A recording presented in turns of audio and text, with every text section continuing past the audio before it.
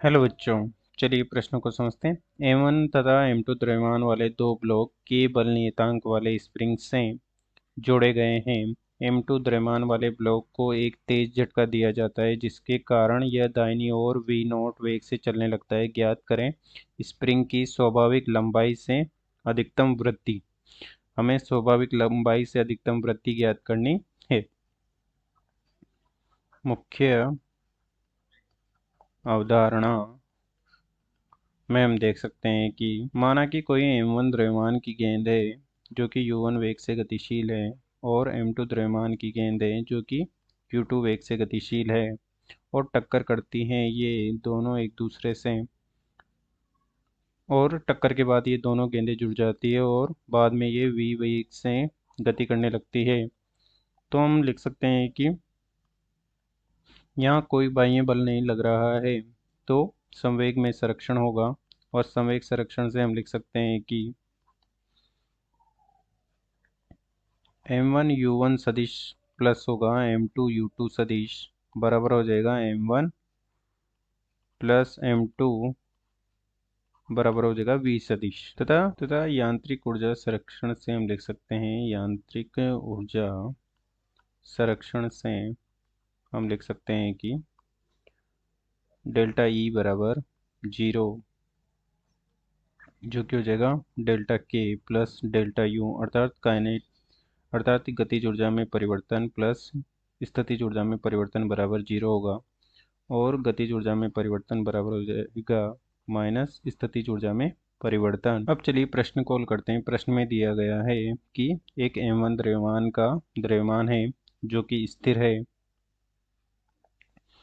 ये शुरुआत में स्थिर है अर्थात U1 बराबर 0, तथा M2 द्रव्यमान के गेंद को धक्का दिया जाता है और ये U2 बराबर V नॉट वेग से गति करने लग जाता है। तो हमें बताना है कि इस स्प्रिंग में अधिकतम खिंचाव कितना होगा। ये सामान्य अवस्था है, सामान्य अवस्था से इसमें अधिकतम खिंचाव कितना होगा। तो हम देख सकते हैं कि जैसे ही M1 द्रव्यमान की गेंद M1 द्रव्यमान से M2 द्रव्यमान पर V वेग लगता है तो ये गति करने लग जाएगा M2 द्रव्यमान V नॉट वेग से, और इस स्प्रिंग में खिंचाव उत्पन्न हो जाएगा। माना कि इसमें प्रारंभ में x लंबाई की थी और बाद में ये माना कि प्रारंभ में माना कि यह x नॉट लंबाई की थी और ये बाद में x1 लंबाई की हो जाती है, परंतु ये पूर्ण रूप से अधिकतम खिंचाव उत्पन्न नहीं होता है। इसलिए M1 द्रव्यमान स्थिर ही बना रहेगा, क्योंकि अभी तक M2 द्रव्यमान V नॉट से गति करता रहेगा, क्योंकि इसमें पूर्ण अधिकतम खिंचाव नहीं उत्पन्न हुआ है। क्योंकि जैसे ही अधिकतम खिंचाव उत्पन्न हो जाएगा तो उससे ज़्यादा स्प्रिंग खींच ही नहीं पाएगी, और वह खींच नहीं पाएगी तो वह M1 द्रव्यमान को भी गति करने के लिए मजबूर कर देगी।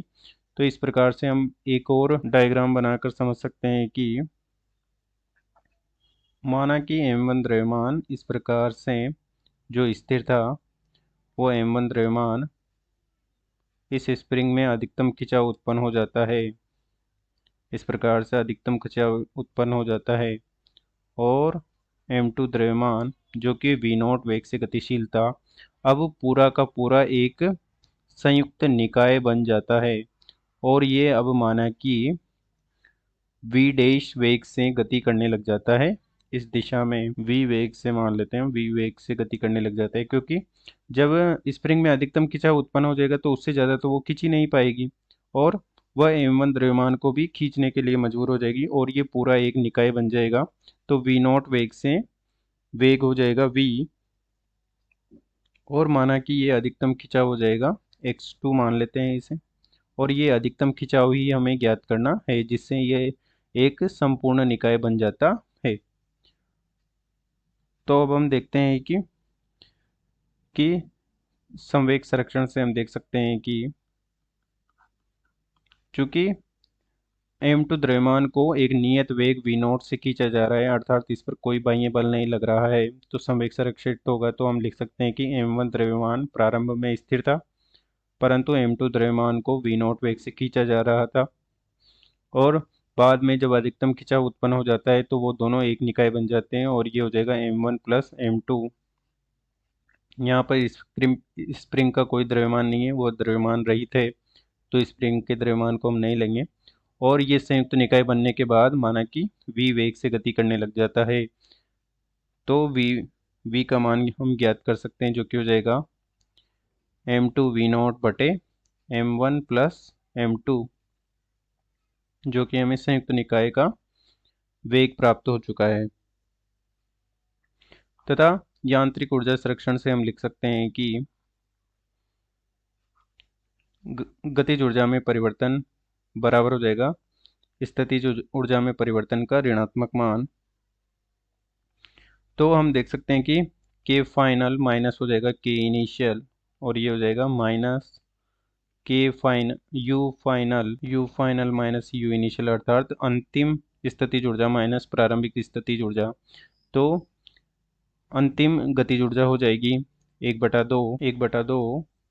M1 प्लस M2 गुणा v की घात 2, माइनस हो जाएगा 1/2 M1 गुणा 0, माइनस हो जाएगा 1/2 M2 गुणा V0 की घात 2, और ये हो जाएगा माइनस अंतिम स्थितिज ऊर्जा हो जाएगी 1/2 k x2 की घात 0, और प्रारंभिक स्थितिज ऊर्जा हो जाएगी k, क्योंकि उसमें प्रारंभ में कोई विस्तार नहीं था, तो उसका विस्तार हो जाएगा 0।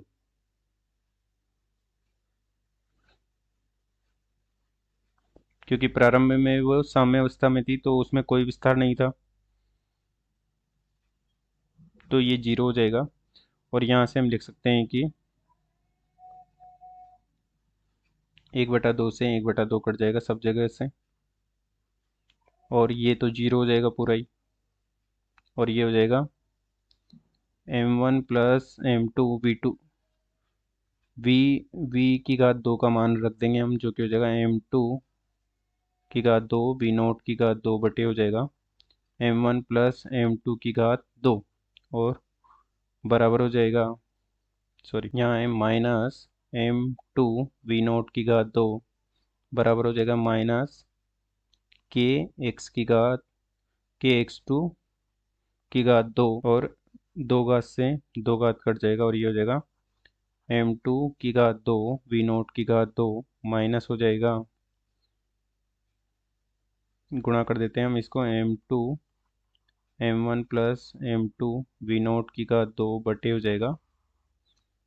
M1 प्लस M2, और बटे में आ जाएगा k, और ये हो जाएगा माइनस x2 की घात 2। तो यहाँ से हम गुणा करेंगे, तो ये कट जाएगा M2 से, और ये हमें प्राप्त हो जाएगा x2 बराबर वर्गमूल M1 M2 बटे M1 प्लस M2 गुणा k, और बाहर आ जाएगा V0, अर्थात आरंभिक स्थिति से स्प्रिंग में x2 बराबर अधिकतम विस्तार होगा, मतलब साम्य अवस्था की तुलना में x2 अधिकतम विस्तार होगा, स्प्रिंग में अधिकतम विस्तार है, स्प्रिंग में अधिकतम विस्तार है, स्प्रिंग में अधिकतम विस्तार है, जो कि हमें प्रश्न में ज्ञात करना था। अतः दिए गए प्रश्न को हमने हल कर दिया है। आशा करते हैं आपको समझ में आया होगा। धन्यवाद।